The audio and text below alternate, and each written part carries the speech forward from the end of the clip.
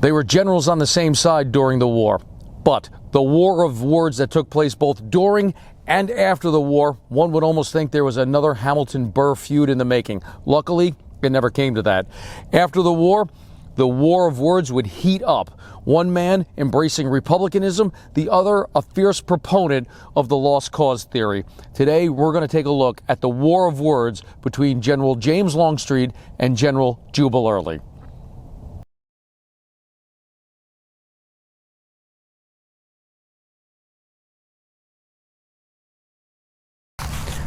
Hello and welcome back to my channel, Civil War Reports. I am your War of the Rebellion reporter, Brian Thomas Kopak, and today we're going to be taking a look at the war of words that took place between General James Longstreet and General Jubal Early.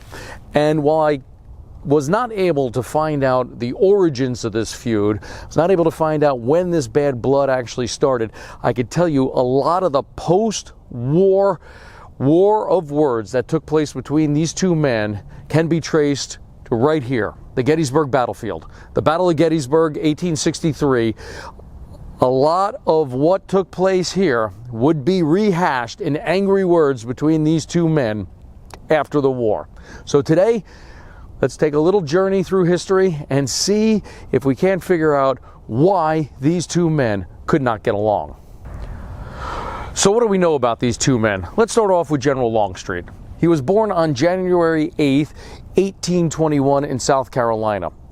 During his youth, he would spend some time living in Georgia and as well as Alabama. So in many ways, he was a true Southerner, having lived in a couple of different Southern states. He went on to West Point and graduated in the class of 1842, graduating 54th out of a class of 56. Some of his fellow classmates that year included Abner Doubleday, D.H. Hill, and General Rosecrans, just to name a few. While he did not score very well academically at West Point, he did serve during the Mexican War, and when he left the United States Army, he held the rank of major and he was a paymaster. But at the start of the Civil War, it was noticed, particularly by General Joe Johnston, that Longstreet did display the ability to be a very good battlefield tactician. And after General Joe Johnston was wounded during the Peninsula Campaign and replaced the following day by Robert E. Lee, Lee also noticed the same thing about General James Longstreet, and thus Longstreet would go on to become the 1st Corps commander for the Army of Northern Virginia, essentially the Army of Northern Virginia's second in command. I'm standing in front of the stone marker here dedicated to Jubal Early's division. Jubal Early does not have his own statue here at Gettysburg. There's very few statues here at Gettysburg that actually depict actual Confederate faces. Robert E. Lee on top of the Virginia Monument being one, General Longstreet, who we just saw, and General Armistead on the Mason's Friend to Friend Monument are the only three that I can think of where you actually see an actual Confederate soldier. But what do we know about Jubal Early? Well, he was born on November 3rd, 1816 in Franklin County, Virginia, thus making him a few years older than General Longstreet. And he lived in Virginia his entire life, thus making him what I would say a true Virginian. He went to West Point and he graduated 18 out of a class of 50 in 1837, and some of his notable classmates included Fighting Joe Hooker, John Sedgwick, and Braxton Bragg. Now, he was not a hot-headed secessionist. He really wasn't in favor of secession, but once Virginia seceded from the Union, much like Robert E. Lee, he went with his home state of Virginia. He was also a person who suffered from terrible rheumatoid arthritis for most of his adult life, leaving him hunched over and in a lot of pain, probably what contributed to his rather irritable attitude, and thus why Lee gave him the nickname "My Bad Old Man." In many ways, it's very ironic that General Longstreet should become the 1st Corps commander, basically the second in command for the Army of Northern Virginia, because according to biographers Eckenrode and Conrad, General James Longstreet did not have much love for either Virginia or Virginians. And he was one of the people that did join in the chorus, claiming that the Army of Northern Virginia was just too Virginian. As I mentioned earlier, I was unable to find when this feud, when this war of words started between Jubal Early and General James Longstreet. But the earliest recollection of this bad blood I found in the biography by Eckenrode and Conrad. And this is in regard to the Battle of Williamsburg, which took place in May of 1862. And according to these two biographers, this is what they had to say. Quote, D.H. Hill came up to Johnson and Longstreet, who were watching the conflict near Fort Magruder, and asked to be allowed to send General Early against Union General Hancock. Johnson referred the request to Longstreet, who demurred, explaining to Hill that the Confederates were merely fighting to gain time and it would make a mistake in being drawn into a general engagement. But on Hill's insisting, Longstreet gave consent. The brigade you propose to use is not in safe hands, Longstreet said. If you will go with it and see that the troops are properly handled, you can make the attack, but don't involve us so as to delay the march after the night. This is Longstreet's characteristic way of slapping at an adversary, in this case, Jubal Early, between whom and himself the bitterest feelings existed in later years. So, as early as May of 1862, the Battle of Williamsburg, there was already some bad blood between Longstreet and Early. So I'm on Seminary Ridge here at Gettysburg, and I'm going to try to figure out the question I'm about to pose to you all. What exactly happened here at Gettysburg that created such bitter rivalry between these two men? What was it that happened here at Gettysburg that would cause these two men to just fight and bicker with each other for the duration of their lives? Well, let's try to answer that question. So, the battle opens up on July 1st, 1863, and General Longstreet's First Corps is not engaged at all. For the most part, they're still on the other side of South Mountain when the battle opens up. But Jubal Early's division would fight on July 1st. And when General Longstreet arrived here on the battlefield, he pretty much began right away to try to persuade Lee to break off the attack and redeploy the Army of Northern Virginia and position itself in a manner that it would be between the Army of the Potomac and the Union's capital, Washington, D.C. Jubal Early, on the other hand, as I mentioned, fought here on July 1st.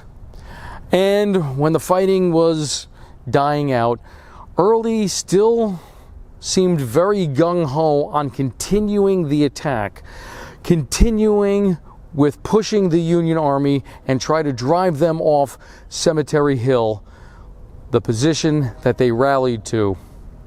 And Jubal Early is on record of basically asking for help from General Rhodes or from a division from A.P. Hill's Corps to come in on his flank and continue the Confederate push and drive the Union off of its strong position on Cemetery Hill. Maybe that's the origins. Maybe because on July 1st, Longstreet wanted to break off the attack and Early wanted to continue it but was unsupported. I don't know. But there was also events on July 2nd that gave plenty of fuel to Early's fire. And General Longstreet had some interesting rebuttals.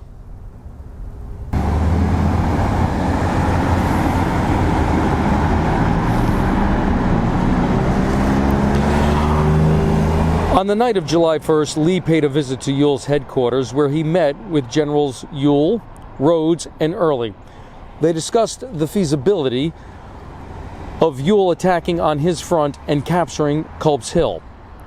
Ewell and his two division commanders present opposed such an attack. Lee then stated that he wanted to move his Second Corps and send it over to the Confederate right, where it would aid in an attack on that flank.